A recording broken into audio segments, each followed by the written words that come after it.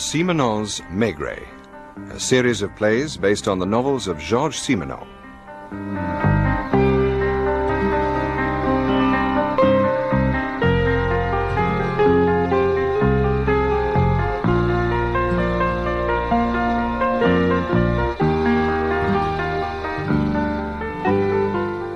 There are times, my dear Georges, when a disappearance is more expected than unexpected. Indeed, Jules. If, for instance, a solicitor was known to be embezzling his client's money, you'd expect him to disappear. And turn up again somewhere like the Argentine as Monsieur Dolph. Oh, don't say that happened once and we've both forgotten. Monsieur Dolph? I don't remember such a case. We wouldn't forget a case, would we, George? Of course not, Jules. This chap, however, was a solicitor, and his wife expected him to vanish at times, only nothing was as it seemed to be.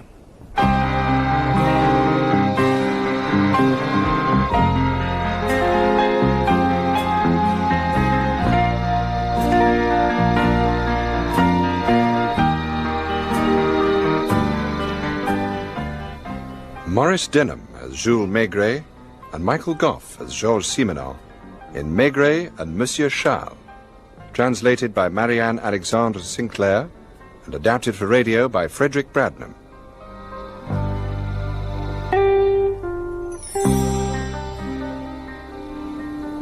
Chief Inspector, there's a woman in my office who insists on seeing you personally. She won't tell me a thing. Oh, poor Lapointe. Has she got a name? Well, she gave me a card. Here. Madame Sabin-Levesque, 207 Boulevard Saint-Germain. Oh, it's a good address. Well, she seems sort of peculiar to me. Sort of peculiar? Well, yes, Chief. She stares straight at you as if she had trouble in seeing you. Well, ask her to come in. And bring your shorthand pad, just in case, eh? Yes, Chief. The Chief Inspector will see you now, Madame Sabin-Levesque. I'm sure she'll object to my pipe. Chief, this is the lady. Oh. Oh, do sit down, please, madame. Thank you. Well, madame? Do you know who my husband is? Well, except that he has the same name as you, no. He's one of the best-known solicitors in Paris. Oh, do make a note of that, Lapointe. Yes, Chief. I suppose that young man has to stay here and write it all down. My husband has disappeared. Well, in that case, madame, you should have gone to the Missing Persons Bureau. Have you been drinking? I must say I expected you to be more understanding. Look, to understand, I must know... I had 2 glasses of cognac to give me courage. When did your husband disappear? On the 18th of February, over a month ago. What did he tell you? Nothing. He never did. You see, I'm used to him clearing off for several days at a time. Good Lord. You have a question, Lapointe? Oh, well, yes, thank you, Chief. Do you mean to say, Madame, that your husband goes away on journeys and doesn't tell you where? He doesn't go away. He stays in Paris, or sometimes the suburbs. I used to have him followed. It was always the same thing. How long has this been going on, madame? It began shortly after we were married, 15 years ago. And you see, my husband's like that. He has these fancies all of a sudden. He meets a woman he likes and he feels the need to live with her for a few days. Where does he find these fancies? In the clubs, the nightclubs. To which he doesn't take you? We've meant nothing to each other for years. And yet you're worried. For your own sake? For his sake. I don't love him anymore, monsieur, but I'm worried for him. A month is a long time. He took nothing with him, not even a small suitcase. He didn't even take one of the cars. I'm afraid something may have happened to him. Your husband is a successful solicitor, you say. What happens when he does his regular disappearing? He isn't at all like the usual solicitor. He inherited his father's firm, and the head clerk can run everything. How old is your husband? 48, monsieur. And as fit as a young man. Do you know if he had a lot of money on him the day he disappeared? Not for sure, but I doubt if he had much. He used his checkbook and his cards. What does the head clerk think? I don't know. I haven't asked him. We're not on good terms. Well, we'll ask him. And we should pick up a trail in the clubs. You find me complicated, don't you? I don't know, madame. I haven't thought about you properly yet. Have you any money of your own? No. Oh, my husband gives me all I want. I couldn't swear to it, but I think he's very rich. Well, you look tired. I am. I'm always tired. Perhaps I should get back. Yes, perhaps you should. Look, if you don't mind, I'll come and see you at your flat this afternoon. I have a nap after lunch, so come at about 4. That's fine. Tell me, what is your first name? Nathalie. I have some Russian blood from my mother. Nathalie. Have you ever been happy, Nathalie? No, never. I don't know the meaning of the word. Good day, Monsieur Maigret. Good day. You will come alone. Yes, I'll come alone. Oh, allow me, madame. Shall I call a taxi for you? No, I have my chauffeur waiting. I remember the way out. Good morning, then, madame.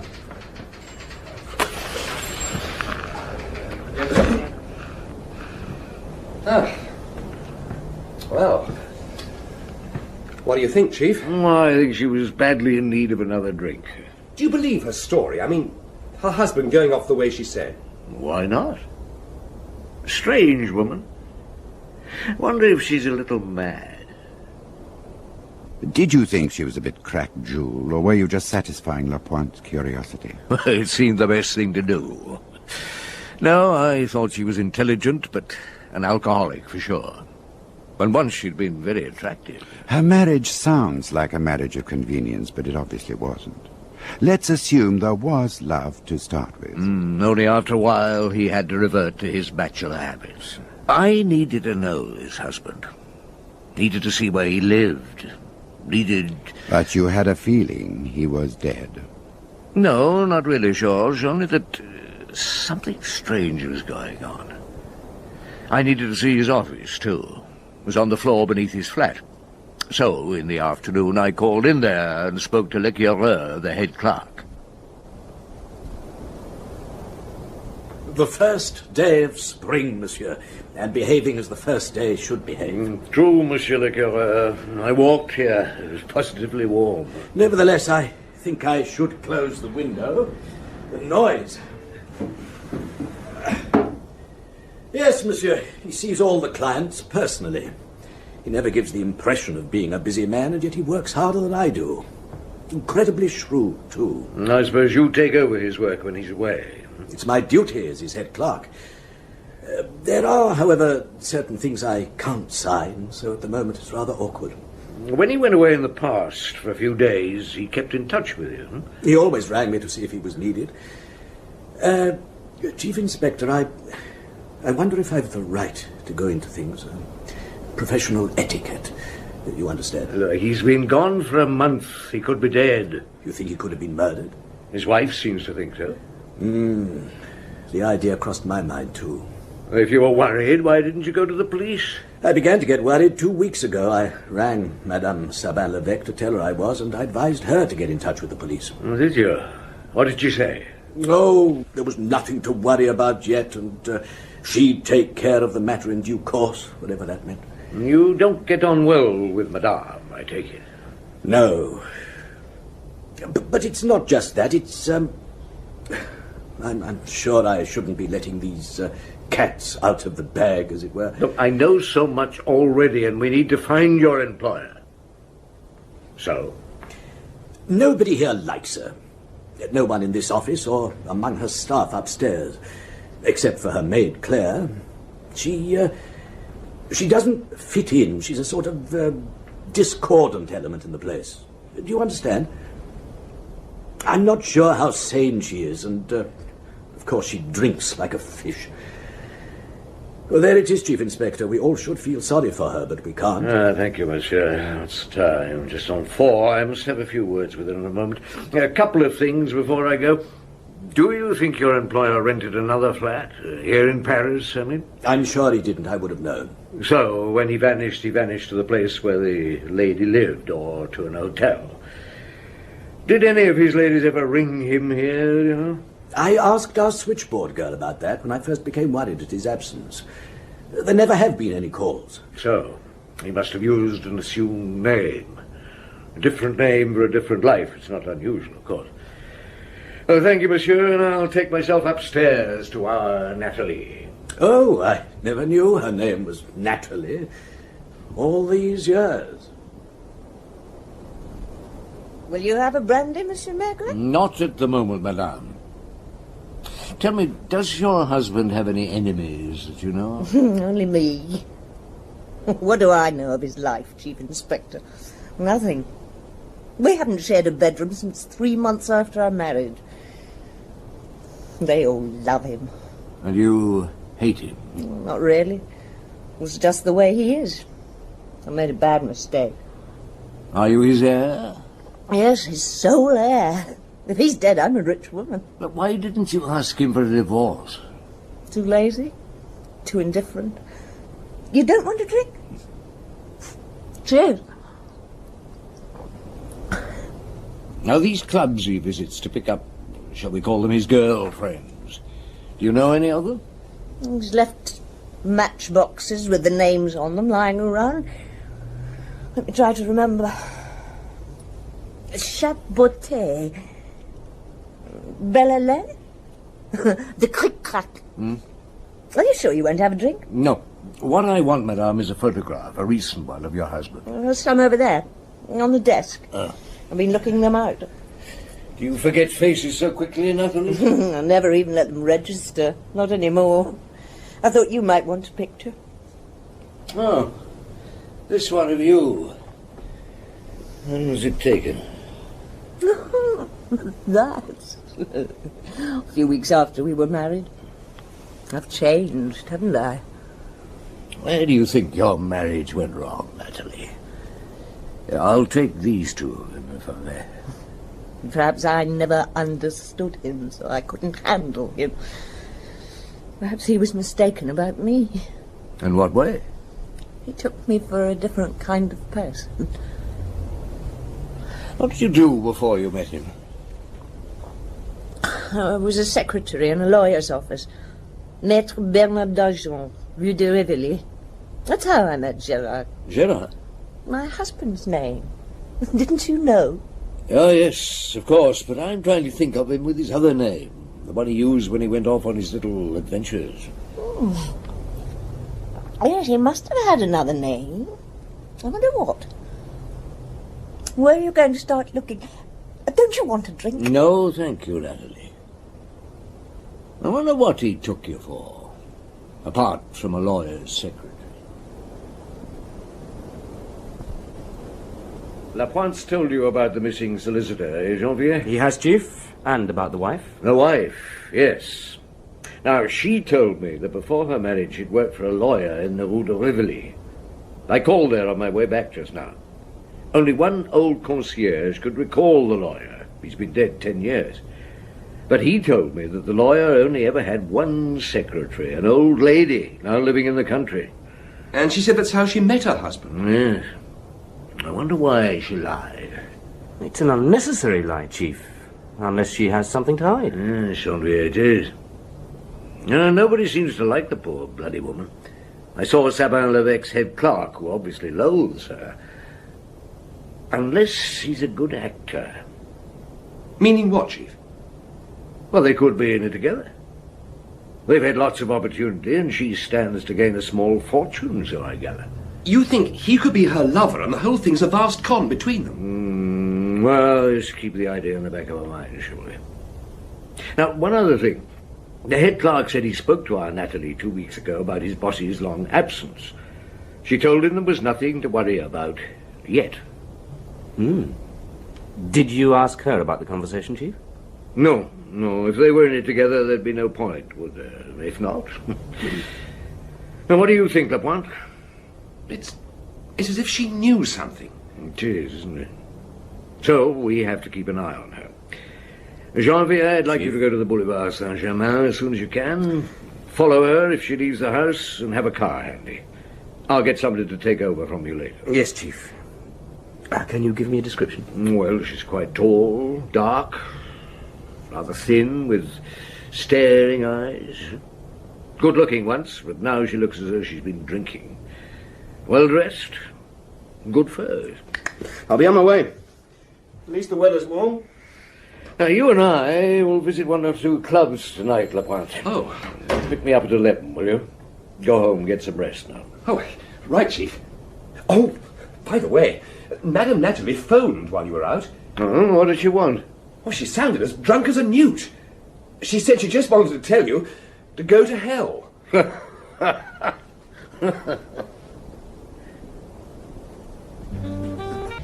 I thought he was going to burst into tears. 20,000 francs. This was for a few days. Oh, yes, the usual 2 to 4 days. Only with Leila, he wanted to take her to a country hotel, of all places. Yes, of all places. That's interesting, Lapointe. He could be sitting in some quiet country hotel. Holding hands with his latest conquest. It's a pretty picture. Something has happened. You are looking for him? He's vanished, Marco. Hasn't been seen for over a month. I wonder what his real name was. Ah, there's Martine. Martine, do come over here, my dear. Oh, hello. Ooh, I like the young one. I think I've seen the old one. The old one is Chief Inspector Maigret. The young one Inspector is... Lapointe, Martine. Now come and sit down. Oh, thank you. What can I get you to drink? I have a martini, of course. A martini for Martine. Oh! Yes, I see. Well, bottoms up. Yes. Oh. So, you're the famous Maigret. You're going to ask me some questions? Oh, go on, do. Yes, I will, Martine. Do you remember Monsieur Charles? Oh, yes. Girl doesn't forget the Monsieur Charles of this world easily, believe you me. It wasn't his real name, was it? No, it wasn't. It isn't, I mean. And what's happened to him? Yeah, I liked him. What's he done? He's disappeared. So these questions are serious? You could help us, perhaps. Yeah, when did he do his vanishing act, then? Well, he left home on the evening of the 18th of February. The 18th? Oh, look, that's funny. Look, you won't believe me. Oh, try us, Martine. What is it? All right. The 18th is my birthday. Well, that's why I remember the day and the evening. You see, I have a girlfriend, or did have. She's gone to England now, called Doreen. She came in here to see me on the 18th, you know, wish me happy birthday, give me a present. She was all dressed up, and I asked her where she was going. And she said she'd met this man, Monsieur Charles, and he was taking her off for a few days, meeting her at her club, the Cric-Crac, in an hour. Oh, I didn't tell her I knew Charles. Perhaps she guessed that I did. A lot of us round here do know him, of course. So he met Doreen in the Cric-Crac. Well, that's just the point. He didn't. What? Yeah, she rang me the next day. Awfully upset she was. Really, she was. He never turned up. Now, she waited until the club closed, but he never turned up, and he never even sent a message. Now, it was the 18th. I'm quite sure of that. So, it seems he didn't go off with any girl on the 18th. Yes, only planned to. Another martini, Martine? Thank you, monsieur. 2 more beers, Marco. I remember one thing. He used to walk to the club, so somebody could have waited for him. Yeah, that crazy wife of his could have done anything. Oh, he told you about her, did he? Your beers, monsieur. Ah, thank you. Martini, Martini. Bottoms up. Yes, yes. Oh, poor Charles. If anything's happened to him... Where did you stay together, Martine? Oh, my little flat. That's what he wanted. He used to talk about himself in a vague sort of way, and about his wife who drank. He thought she'd grown a bit mad, but it was as if he hardly knew her anymore. He spoke of her as you'd do of a stranger. Was he a lonely man without many friends? Oh, he had friends, but not in Paris. He had a house on the coast somewhere. Oh. I don't think he was lonely, not really. He was rather like a young chap. Someone who'd never grown up in some ways. We were like a couple of newlyweds during those 4 days. He'd watch me, you know, having a bath, getting dressed. As if he'd never seen a woman before. And he'd lean out of the window to see me leave when I went shopping. And when I got back, I'd find the table laid. I was very considerate, just like a real sweetheart. When he left, he gave me some money. It was a lot of money to me.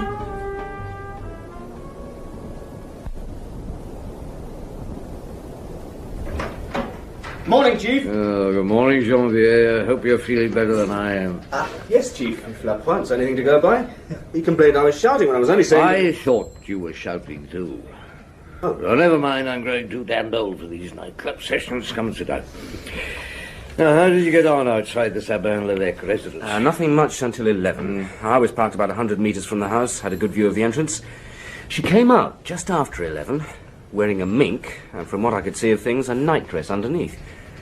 Walking very stiffly, like a guardsman. Well, where was she going, for God's sake? I got out of the car and followed. She went to the phone box on the corner. She had trouble getting through, but when she did, she had a long conversation, 7.5 minutes to be exact. Then she marched back, rang the bell, and was immediately let in. Well, did you see who opened the door? A man, medium height, swarthy, wearing the bottom half of a uniform, I'd say. Boots, grey trousers. Oh, that'll be the chauffeur. I've got his name here somewhere. Oh, Vittorio Petrini.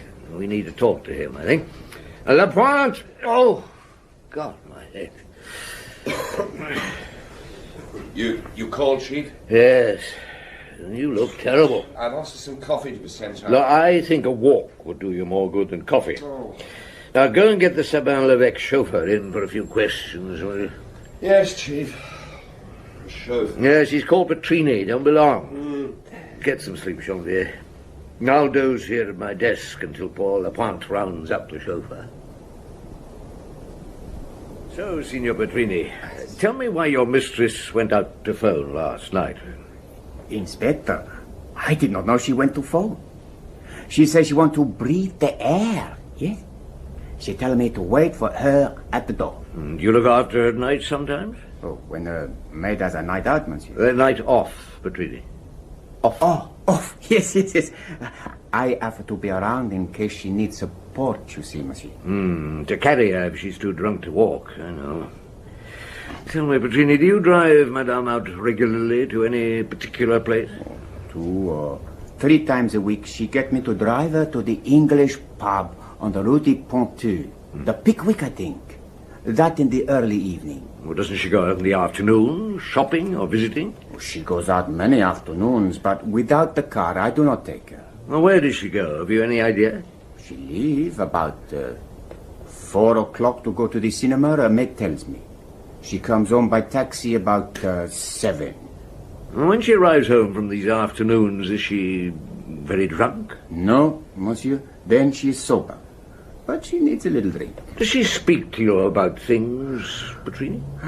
Sometimes. When she's not a real drunk. And she's crying. She say, I wonder if I can bear this sort of life much longer.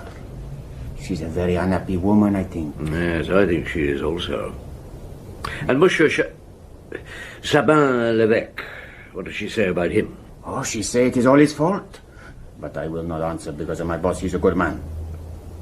Do you know what has happened to him, monsieur? Because I worry that something bad make him vanish. So do I. And on the 18th of February, when he left the house, you didn't drive him? No, monsieur. He did not ask for me. I drove him in the morning to a client, yes.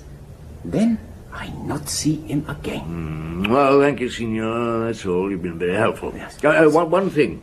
Don't tell Madame Sabin-Levesque about the things I've asked you. Oh. I understand? No, monsieur. I will speak only silence to her. Somehow or another, Jules, I think you were going round in circles. One clue snapping at the tail of the other. Yes, it looked like it. I sat at my desk after the chauffeur had left, thinking precisely that. Anyhow, you had established that Monsieur Charles left for a rendezvous one evening and never arrived. So it was likely that some unpleasantness had taken place. Pity. I did see him for a moment as clearing off, leaving everything, and like Gauguin, finding a southern island. I wondered about that too, but what would he have done? He didn't paint, not even as a hobby. Now, his hobbies, so far as I could tell, were restricted to one thing. As his wife's were restricted to drink. Or were they? Lots of questions buzz around her behavior, don't they? Why give herself a false past? If she thought her telephone was being tapped, she must have had a reason for thinking so. Who did she have to telephone late at night? And where did she go those afternoons when she left the house at 4? We needed to find out. I had 2 men watching the house with instructions to follow her at all costs. And then the phone rang. It was the commissioner for the 15th arrondissement. A man's body had been fished up out of the Seine at the Quai des Grenelles. Credit cards, checkbook, wallet still on him. We had found Monsieur Charles.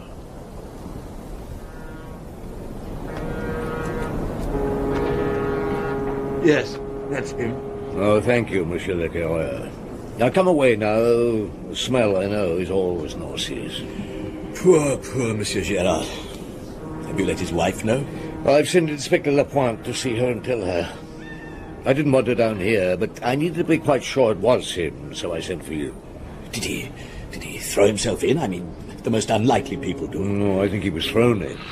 Now, Dr. Paul's over there. He's had a look at the body. Paul, anything to tell me? Found these keys on the body. If you want them, I'll have them sterilized and sent you in the morning. Oh, thank you. That could be helpful. Do you know how he died? Somebody hit him on the head with a blunt instrument. Carjack, perhaps. Many times. His ankles were bound very tightly with wire, probably... Yeah, on the wire was a heavy weight, you can be sure, Probably it was cut away by a ship's propeller. Oh, thanks, Paul. Do let me have the keys in the morning. Yes, I will. First thing. I think I need a strong drink. I don't think my stomach likes the atmosphere one bit. I know how you feel, monsieur. Now, there's a bar around the corner. I'll come with you. I'll be at Bert's bar if you want me. All right. So he was murdered. Oh, it's unbelievable. Like a bad dream. Yes, he wasn't the sort of man one expected it to happen to. Poor Monsieur Charles. Monsieur who? Well, in the clubs, the girls he picked up, they knew him as Monsieur Charles. Here's the bar. You need a brandy. Chief Inspector, those keys. They're for his desk, his large mahogany desk in the flat. I was hoping they were, monsieur. I need to unlock a few further secrets. I will, of course, get a search warrant and try to keep out of Madame Nathalie's way.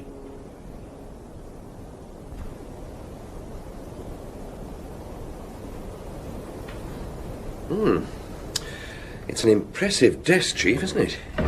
Well, this seems only to have writing paper. Gold pen. Not very helpful. Oh, there's photos in this one. Oh, they look interesting. Let me see. Nathalie, 20 or so, with Monsieur Charles. Looked pretty, wasn't she? Well, tarty. No.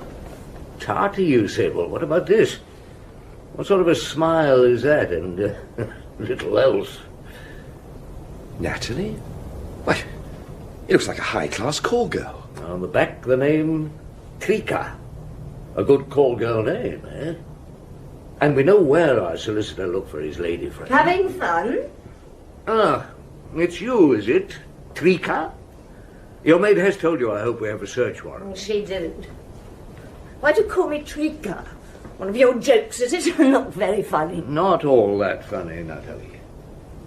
I didn't realize what a fine garden you have here. Show her the photo, Lapointe. What a fine garden. It has the name Trika on the back, madame. It was a part I was playing in some theatrical thing. I think you were once a hostess in a nightclub, and I propose to find out unless you save me the trouble. You can go to hell. Where do you go in the afternoons, Nathalie? What afternoons? Look, I haven't had your phone tapped, you know. I don't care if you have, copper. Don't you?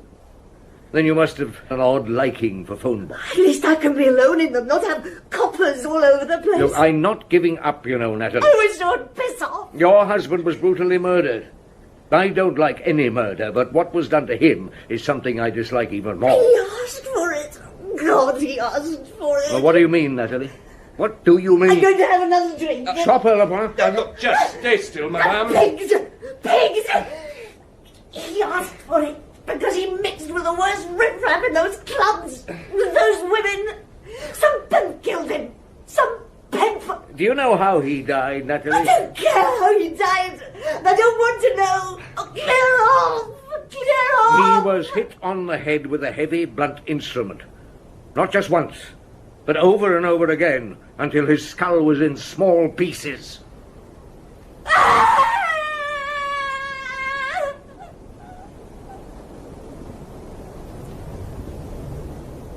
Hello, Lapointe. What can I do for you? Oh, hello, Perry. Well, the chief wondered if anyone in the Vice Squad would know of a club still going, run by the same person as 15 years ago. Who's the photo? Well, he wondered if anybody might recognize her. Look. He's got a hope. It's the Sabin-Levesque woman, isn't it? When young. On the game, was she? Well, we think so, though we're not sure. Look, it'll take me a year to put that photo and the name Trika through all our records. It's something the computer can't do yet. Tell the chief to go and talk to Blanche Bonnard.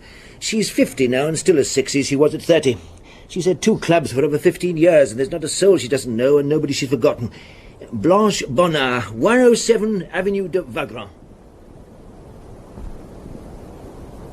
I suppose you've come, Chief Inspector, because of the Sabin-Levesque business. I was expecting you one of these days, but I'd no idea it'd be so quick. No, please go on, Madame Bonnard. It seems I've no need to ask a single question. Do you mind if I smoke my pipe? I should expect you to, monsieur. Thank you. When I saw that picture of Madame Sabin-Levesque, I thought I recognized her from somewhere, so I went through my albums. You knew her when she was Trika?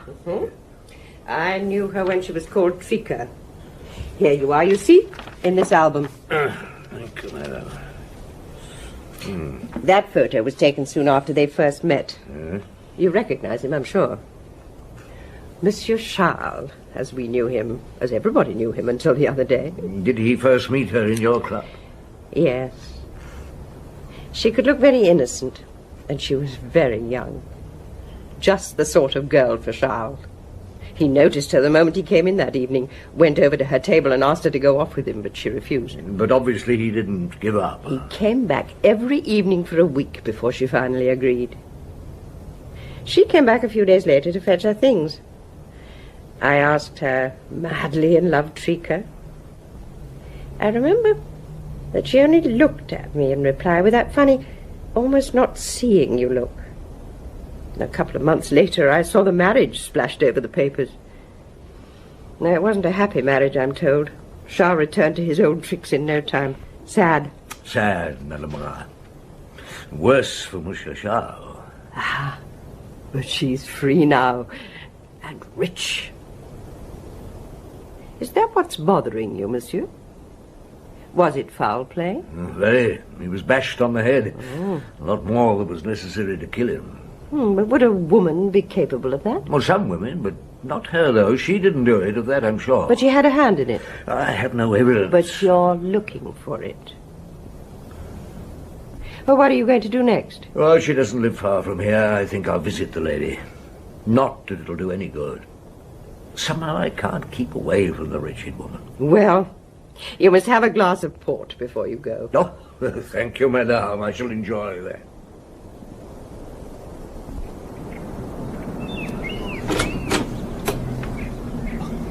Chief Inspector, good afternoon. Good afternoon, Petrini. I'd like a few words with Madame, your mistress, please. Monsieur, she's not in. She go out. I don't think so, Petrini. Tell her I shan't keep her long. Oh, she go out, monsieur. I see her go 20 minutes. Look, Petrini, I had 2 inspectors watching this building. I opened the door for her 20 minutes. Janvier, come over here, will you? Perhaps my inspector was asleep, so we'll ask him. What is it, Chief? Neither you or Loti have seen Madame Nathalie leave the building in the last 20 minutes, right? No. The only person to go in or out has been a junior clerk through the office door. Nobody in or out from the Sabin-Levesque door. Oh, no, monsieur. She lived by the garden door, like always. There is a door out from the garden. See, a little door in the wall onto a passage at the back which go onto the road to Tivoli. Madame always has the key. You'd only noticed the garden 48 hours before, I believe. Yes, that's so, Georges. A real hidden garden, but quite large. And to one side of the building, you could only see it from 2 windows in the flat. When I first saw it, the thought did cross my mind, but not firmly enough, obviously. So while your chaps had dutifully watched the front, Nathalie had come and gone as she wished by the back. We were soon to discover where she went, by the way. You put a watch on the garden door, of course? Yes, on the principle of the stable door of the horse. They saw her come back about an hour after I left. And you rushed round to ask her where she'd been? No, not this time. We'd find out, I thought, when she flitted out next time. Now, that evening she took an overdose of sleeping tablets. But her maid found her in time and her doctor cleaned her out. It sounds as if something had come to a crisis. I felt that too. The next morning I was called in on the death of a young man in his apartment in the Rue Jean Goujon. 5 bullets in the chest had killed him. Joe Fazio was his name. A barman and a pimp who'd been living in Clover for 2 years. When I arrived, Dr. Paul and Lapointe were already there. See the look on his face, Maigret? Yes. Absolute astonishment. He was shot point blank with a small caliber gun 5 times. By somebody he knew. Hence the astonishment. Has the weapon been found, Lapointe? No, Chief. The concierge is outside. I think she can help. She's a bright little woman. I'll have her in. Do come in, madame. Chief Inspector Maigret? I'm working on a hunch, madame, so I'll keep my questions to the point. Did the dead man have many visitors? Oh, no. Well, just one lady. Every day? Oh, most days, monsieur. In the afternoons. Describe her to me. Oh, well-dressed. A real lady. About 40. Oh, dark and thin. Show her Nathalie's photo, Lapointe. Is this her, madame? Oh, yes. Yes, most certainly it is. And was she here yesterday afternoon? Yes, monsieur, but only for a short while. I've come from the Rue Jean Goujon, Nathalie. Already? Did he threaten to denounce you as his accomplice if we picked him up? No. Worse than that. He wanted money to keep quiet. Blackmail. Did you love him? I had no illusions.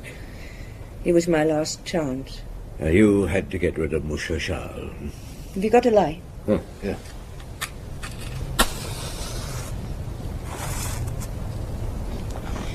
Thank you.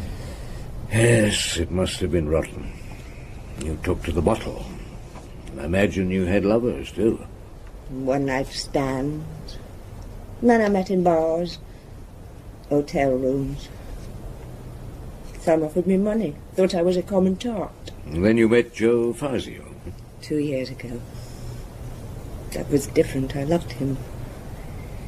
He wanted money to keep quiet, and he was going to leave me, go back to Marseille. I couldn't bear the thought. Whose idea was it to kill your husband? I think we both had the idea. Joe did it.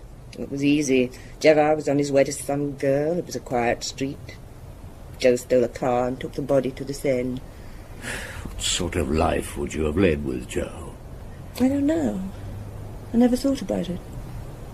Wasn't out of love for him that you got him to kill your husband, was it? You just wanted him dead so you'd be the undisputed mistress of the household. The rich widow. I wanted him dead. That's true. He was so childish. So selfish. You mean he was king of the castle and you counted for very little? Every single one of them hated me. In spite of everything, I feel sorry for you, Nathalie. I suppose you're going to take me away with you. I am. And to be honest with you, I wish I didn't have to.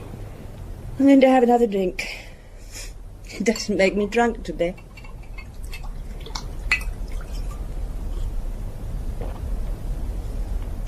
They won't let me have any in there, will they? He's being buried tomorrow, isn't he? And I'm being buried today. I'm ready when you are, monsieur.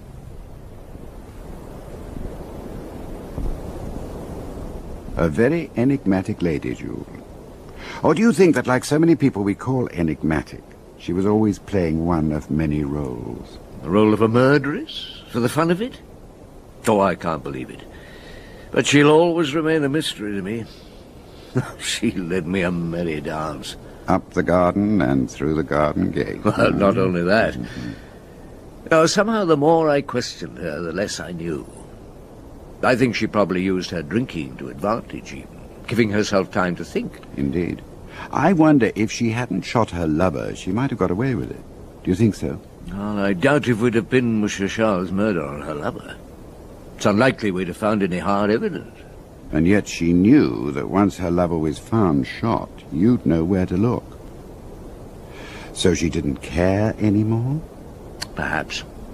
But she was back in the cleft stick situation, wasn't she? He'd have blackmailed her more and more. So she chanced her arm. One has to feel sorry for her, as you did. That I understand. Yes, it all went wrong. She thought marriage would be a bed of roses, but she didn't understand that Monsieur Charles couldn't and wouldn't change. And she was the last woman who should have married him. You see, in her own way, she wasn't so very unlike him.